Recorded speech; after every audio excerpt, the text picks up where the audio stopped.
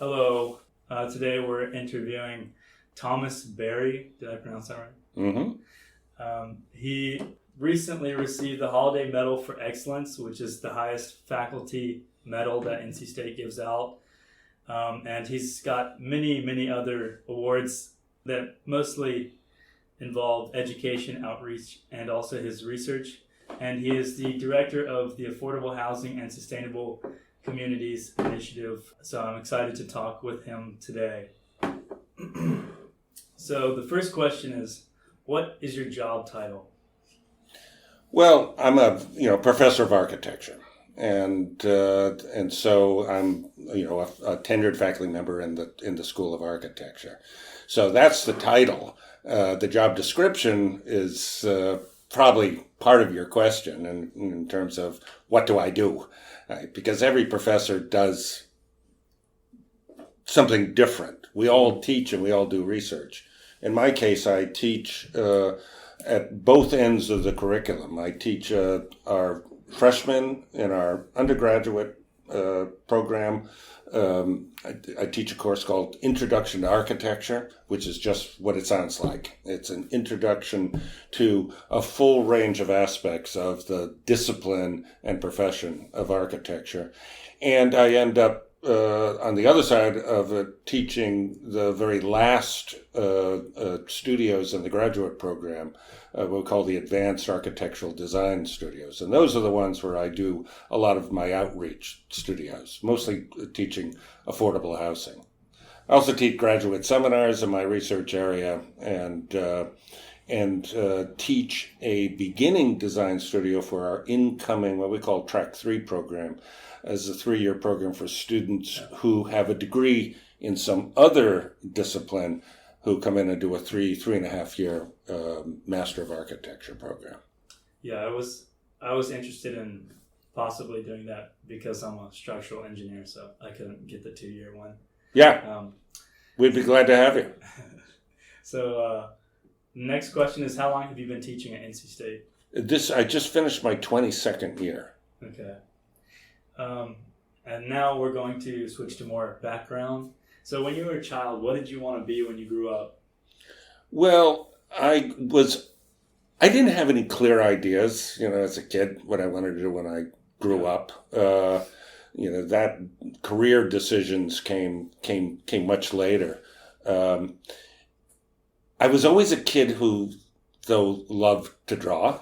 I identified myself as an artist in high school, and I was always a kid and a young man who loved to build things. I was, I would say, always a kind of creative kid, building things, dreaming up things, and exploring the world through artifacts and drawings and so forth. So. And where are you from? Nobody's from anywhere anymore, of course, right? And that's not such a bad thing. But I was born in Massachusetts, and that's where I spent the first years of my life. I lived there till I was 16, and grew up in a small, typical New England town, south of Boston, quite close to Boston, seashore town. And so I'm from Massachusetts, but left there, but eventually ended up back there after I'd finished my Master of Architecture degree, and that's where I started my work in practice, and where a lot of things happened to me, including getting married. In Boston, but since then, also my wife and I then have lived in a number of places before I ended up here at NC State, and those were just different academic appointments. So it sounds like, based off your childhood, that architecture was a pretty straightforward path between your interest to your major. Was that the case? Did you have any struggle to decide to become an architect?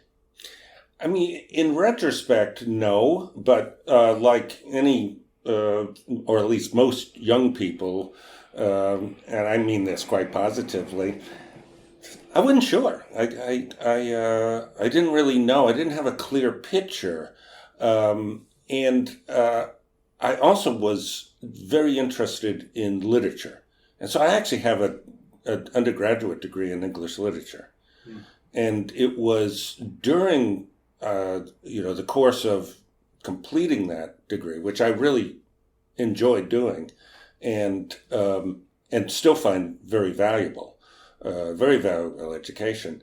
I decided that it was really architecture I wanted to do, because at that point, I'm in my 20s and I'm working a lot of construction jobs, which I really enjoyed doing. And so it was that point I thought, yeah, this is what I want to do.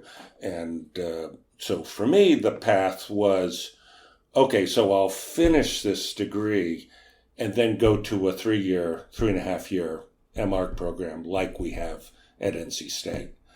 So that was the path, but it was not clear at first. And I actually think I encourage everybody to be unclear for a while so you can explore and consider lots of things, and perhaps end up with useless degrees that end up being very useful. Yeah. So could you go through what are your degrees that you have? Yeah, so I have a Bachelor of it's a BA, Bachelor of Arts in English Literature, actually from UNCG, and then I have a Master of Architecture from Virginia Tech, and that's what we call a professional degree. That's the degree that allowed me to go on and do internship and sit the exam and get licensed. And then I also have a Master of Philosophy degree in History and Theory from the University of Manchester in England, where I taught for a couple of years. So you said that you worked in construction. Was that between, in the summers while you were getting educated? Was that between high school and college? Like, when were you working construction? It was actually, I started doing that kind of work in high school, and then it ended up doing summers and so forth. Yeah, and especially when I decided I was going to go to architecture school, I made sure that I had some construction job in the summer, until I got into architecture school, and then I did internships. I worked for architecture firms in the summer.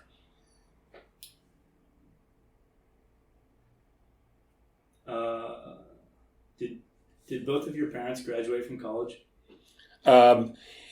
Yes, my dad had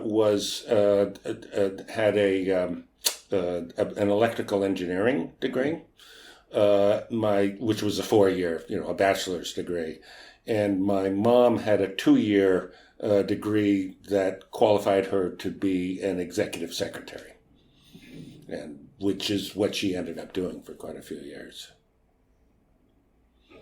So, I mean, they were of the generation that really first, had a high percentage of people getting college degrees. Before that, it wasn't so common. Yeah. So when you got your first degree and then you realized you'd rather actually be doing something else, were you sort of nervous about spending so much time getting another degree, and either the time or maybe the finances? Well, it actually, in retrospect, who knows? I mean, memories are plastic. Yeah. And very malleable. We always remember things from the present. But to the best of my knowledge, I wasn't nervous about that because I'd done the math. In other words, I saw that if I just went 2 more years in undergrad, and got that degree and then went and did the 3-year master's program, it would actually be more cost effective and time effective than transferring and doing a Bachelor of Architecture, which would have taken me 5 years. Yeah. So I say, in 5 years, I can get a Master of Architecture. And so that's why I decided to finish it. Besides the fact that I was really happy at UNCG and having a blast. I'm from Greensboro, so that's my old stomping grounds. Yeah. So could you describe the difference between Masters of Philosophy and a Doctor of Philosophy? Yeah, it is. It's the history of it is in the English system. Was that it was you might say the retreat degree for PhD students who weren't going to make it, right? So they instead of the doctor, they get the master's, and at least that's how it was explained to me. Then it turned into a degree in and of itself. And so the difference between them, and this is, I had explored doing a PhD, right? Because I decided when I was in grad school I wanted to teach, and in part because of Virginia Tech, its culture at the time was very much oriented to educating future teachers, future professors, and. Interesting. Yeah, Is that one of the reasons you chose to go there, or did you find that? No, I discovered that after I got there. I mean, that's the way our lives are. I went to UNCG to do English and discovered that it actually had a real strength in their English department, some real luminaries in their English department.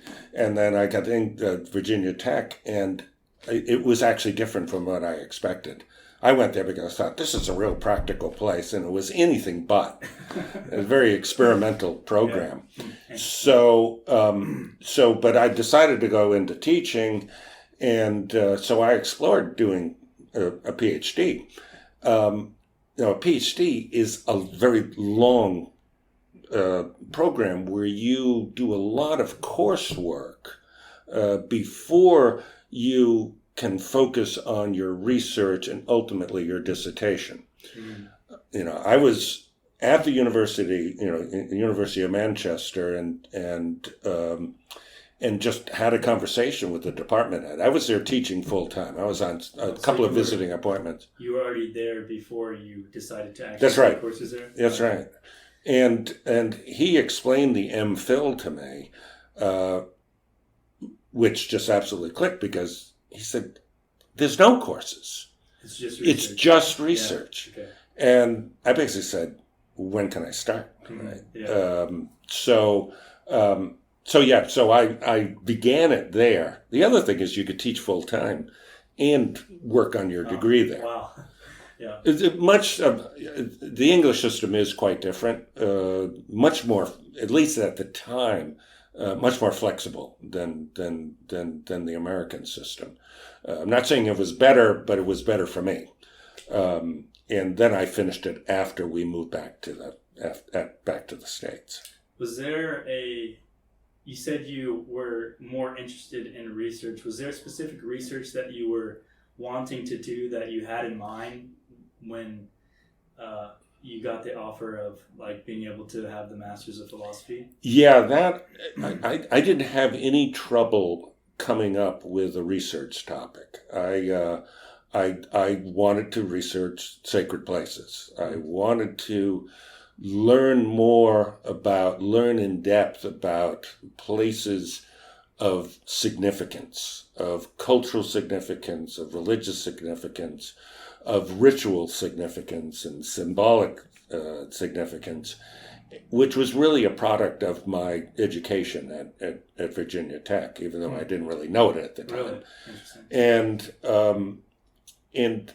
in talking with the department head in Manchester, who ended up being, my advisor for the degree, he guided me in a particular way that really helped me to frame my topic. And so there were really two components. One I brought with me, which was firstly interested in sacred places, and a real interest in what I ended up calling spatial sequences and symbolic narratives. And that really came out of my teaching that I'd been doing back in the States on a part-time basis before moving to England, which was in a first-year program where we taught a course, a studio called Path and Place. And it was all about how to navigate through space and end up at some significant ending point.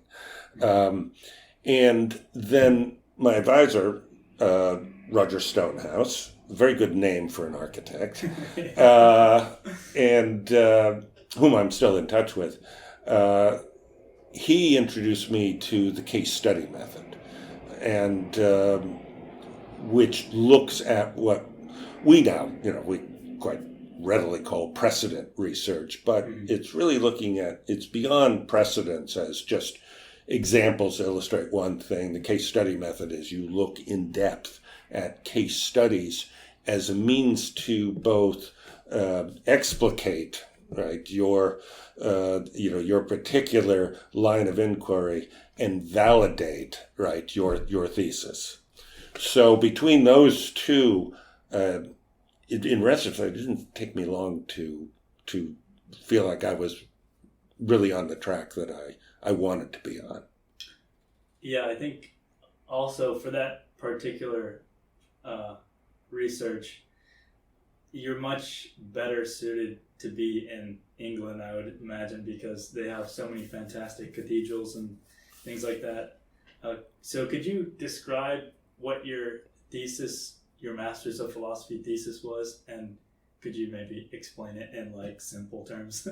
Yeah, well, it was about spatial sequences and symbolic narratives, at sacred places, and it was based not only on the case study method, but on the comparative method. In other words, it was looking at what also gets called pattern recognition. Right? I was looking at this point at similarities, repeating patterns that one would find pan-culturally and trans-historically. So not just in England. That's right. Yeah. Okay. Yeah, all over the world. So, and so it looked at examples from around the world and analyzed very specific examples in terms of the spatial sequences, how physically they were made, thresholds, nodal points, steep steps, compression, expansion, all the things that we work with as architects, and how that related to liturgy, ritual, mythology, etc. So, for example, one and this of course now in retrospect it was a great choice because it's been a perfect excuse to do a lot of travel. I've traveled around the world, and as part of it, my wife and I actually literally traveled around the world one summer. We bought around the world plane tickets. That's awesome. Which are they're I believe you can. I think we looked this up just out of curiosity. I think you can still do it. They were flexible. You didn't have to just keep going. You could, and they were good for a year and had two different carriers that. So it was flexible enough, and so we did a lot of traveling, and ended up in Japan. And I had a connection through Manchester with a university in Kyoto, which was very fortunate. I had a professor I got paired with there, and had a master's student who was my guide and translator. It couldn't have been better. And I really focused there on, who knows how I found it. I bet you I was led in some ways by my the professor I work with in Japan or some of the professors back in Manchester, but I landed on one particular monastery in Kyoto. Turns out is one of the more famous, it's a World Heritage Site, all that, called Daitokaji. The Japanese Zen Buddhist monasteries are, there's certain specific things about how they were organized. And they were organized according to what in English got called sub-temples. In other words, an organization of a lot of different small communities of monks, all with their own, kind of place where they practiced, mostly meditation. This was all inside the same temple. And all inside a quite large compound that had, along with it, the main temples for ceremonies that, periodically, occurred where, the monks, and particularly the senior monks from the different sub-temples would come together. So, and I landed on a couple of the sub-temples, and it just so happens that these temples had remarkable path sequences, just candy for architects in terms of how skillfully they were designed. So first of all, just looking at physically and spatially how sophisticated the design was of these temples.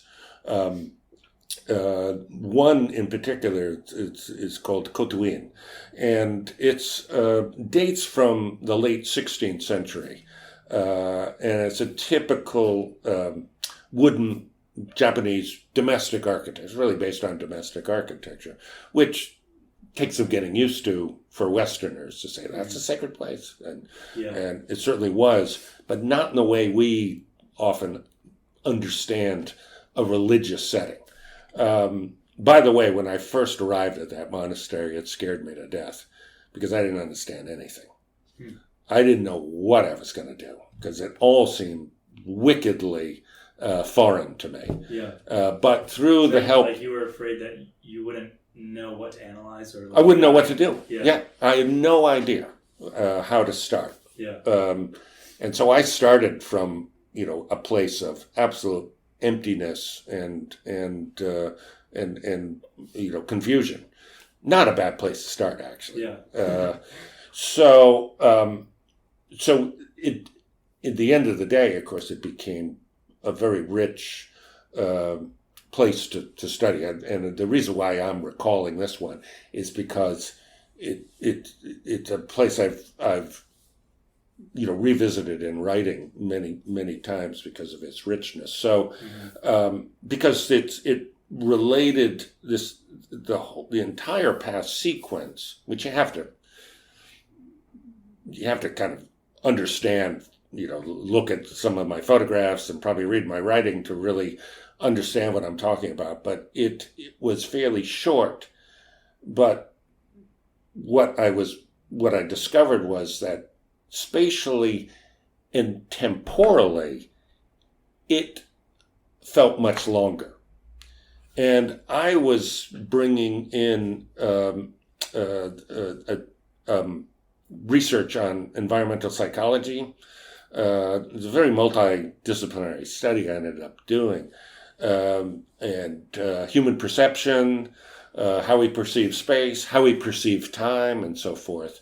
So that this started it really opened up a whole world on how ultimately where I end up with sacred architecture is the power of the built environment, how much it can affect us with a capital A, and how important it's been culturally, politically, throughout the ages. Right? And that is ultimately where my research has gone to, is recognizing that the built environment is extraordinarily important for a full spectrum of reasons, from the very practical, we need good housing. Everybody deserves housing, right? Because home is so significant to our lives, to the symbolic, power of architecture. Something that I was thinking about that I thought related to your research is, so most religious buildings around the world, they are dependent upon, like, or they're sort of based on the architecture of their region, and like that vernacular architecture is normally based on like what resources were readily available to make building materials. The types of materials and yeah. So I'm curious, now that we have such a globalized economy and anywhere in the world you can build the exact same building, that is going to change, and it is changing the way that our temples and churches are looking. They're becoming more similar throughout the globe. They're looking more similar. How do you think that is affecting the way that our cultural and religious outlook is changing? Well, once you open up, once the whole territory opened up of a flow of materials and a flow of design cultures and a flow of building cultures, because if you look at, medieval Japanese architecture, it looked the way it did, not only because of the materials that, the local materials that they were using, but because of the building culture, but also the building guilds, the organized guilds of carpenters who built all these places. Yeah. So once that goes away and you end up, with a much more globalized culture, right? Then, of course, that opens up, a realm of possibilities, and what appears to be almost limitless choices. And without going into a long disquisition on how the discipline of architecture has responded to the conditions of modernization and modernity, ultimately, it resulted in both some really remarkable architecture and some very confused periods of architecture, because it's new territory. And what we're discovering now is a return to the limits that produced some of what we now kind of consider to be some of the great architecture of the world. You think about the Western Christian cathedral and abbey churches and monasteries. They came out of, actually, in some ways, a proto-global culture. And Christianity, from its onset, was a cosmopolitan religion. It was not based in any one place. Yeah. And yet you can, trace its lineage from Roman architecture. The early Christian, Western Christian church, of course, depended almost entirely on the legacy of Roman building techniques and building organizations, and particularly the civic hall of the basilica, who in turn borrowed from Egyptian sources, and then changed and grew as it disseminated initially throughout Western Europe. But it had similar limitations that I've already noted with the Japanese. Now what we're finding is, in a world with what we erroneously believed were endless possibilities, we know that there's all consequences. Mm-hmm. So what we're now looking at, I think quite rightfully, is first of all looking at where do your materials come from? And what is the embodied energy? Yeah. If you're shipping travertine from Italy to Raleigh, North Carolina, you are burning a lot of fuel, not only to extract it, but to ship it. Yeah. We're also very concerned about, so who's extracting this stone that's coming from this part of the world that we know has unethical labor practices, or child labor and so forth, right? So now, right, the limitations start to become self-imposed. And so there's the kind of ethical realm of self-imposed or self-aware limitations. There's also design considerations of self-imposed or self-recognized limitations, where you may choose to respond to the local building cultures, the historic building cultures, and work within those. Often a fairly practical thing to do too. I mean, you want to make use of the traditions that have existed for generations in a particular area. So that's part of how we're the profession and the discipline is at the moment. Just as a brief introduction, a lot more complicated.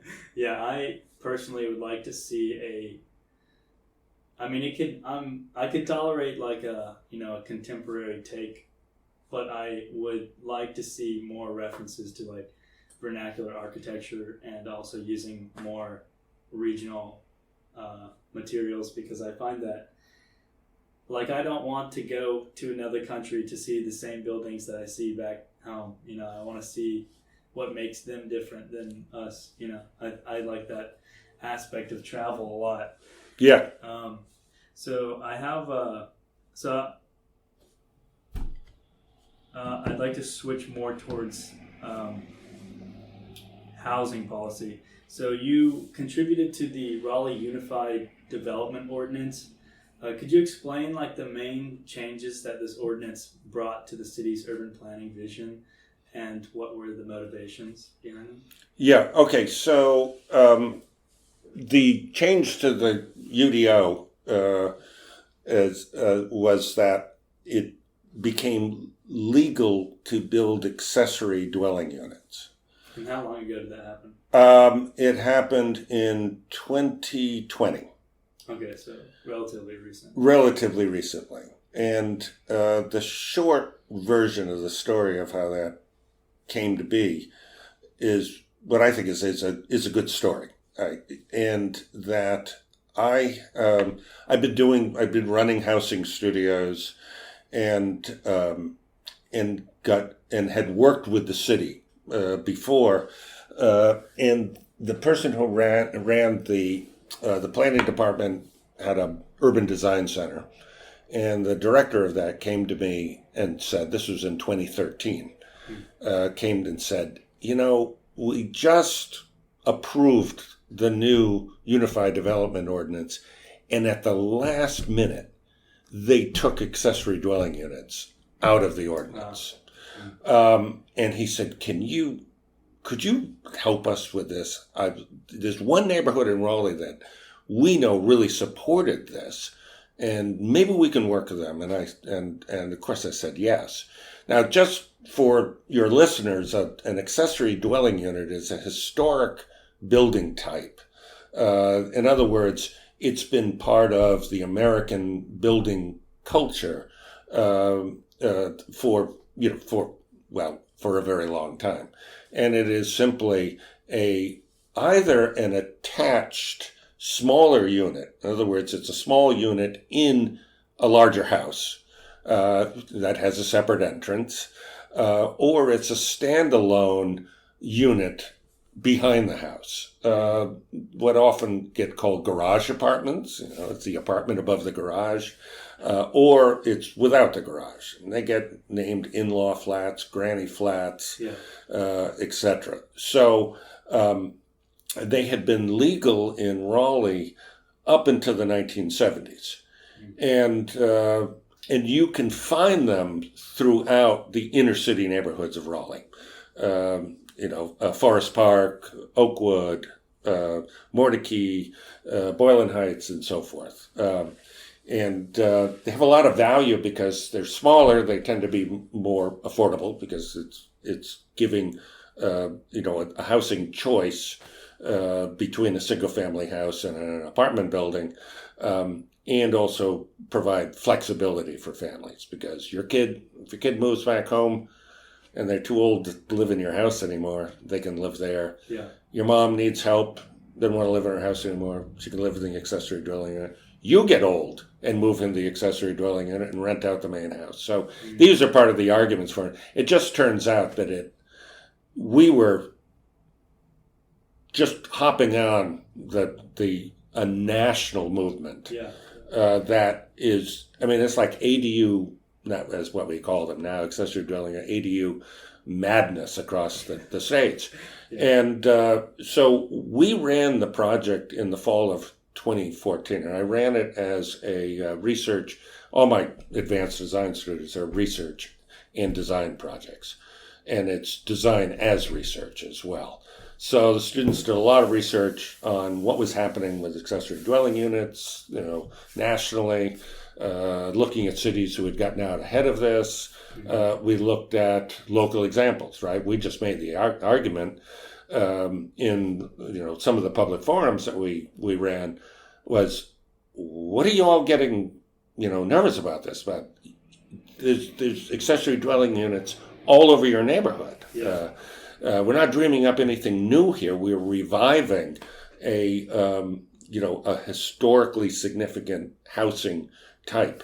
So now to bring this, I'll just quickly do this. We concluded this at the end of 2014 and ran a big public forum. We had about 100 people show up. There's a lot of excitement around the project. And we worked in the Mordecai neighborhood. And they were very enthusiastic. And it was a wonderful project. I had great students, all graduate students. And we paired them up with people who lived in the neighborhood, who were obviously, we sent out a survey and we said, anybody want to work with these students? They'll design an ADU for you. Yeah. And so the students got clients. They were absolutely happy. We were all happy. And so we concluded it. And then the students, of course, they move on. I can't hold them. They did great work. They moved on. They graduated. But I ended up taking on the role of being an advocate for what now we more readily call zoning reform. Mm-hmm. Reforming the zoning to provide, in this case, greater diversity of housing. So the first thing that happened is that the Mordecai Citizen Advisory Council petitioned City Council to create a special condition where ADUs could be built in the Mordecai neighborhood. And that's what got the ball rolling. Well, as I like to say, it took us 6 years and 2 city councils until we finally got an ordinance that allowed accessory dwelling units citywide, what we call by right. Right? Mm-hmm. It's just like if you want to build a single-family house on your property, that's by right. You don't have any special permission as long as you,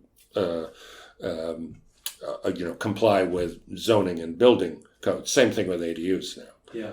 So that I think it's a good example on the role that certainly universities like NC State can play. Yeah, we're a land grant, and we're here to provide high quality education at still not premium tuition to the citizenry of North Carolina, and do research to serve the citizenry. Yeah. So that gives a wonderful kind of responsibility and opportunity for professors like me, who see the power of the built environment to improve people's lives, and can use my position as a professor to, first of all, give my students an enriched educational experience. I never lose sight of that. I tell everybody, I said, okay, you want us to do this project for you, but the education of my students comes first. But we'll give you a good product and you'll be able to do something with it. Yeah. Right? And then to see policy change because of that, I think it's everybody wins. Yeah, I think so. I think that's a great idea. And I think actually more professors, it seems sort of underutilized that using, your student researchers to actually make an impact in the community. So I'd just like to close out with, so if you had to give some advice to a student that's considering becoming a professor, what piece of advice would you give to them? Well, love knowledge and be endlessly curious. Mm-hmm. And then put in a real large measure of care and compassion, and then top it off with a good frothy top of optimism and vision for a better future. Mm-hmm. If you put all those together, then you should teach. Yeah, that sounds like a good advice. We're in an optimistic profession here.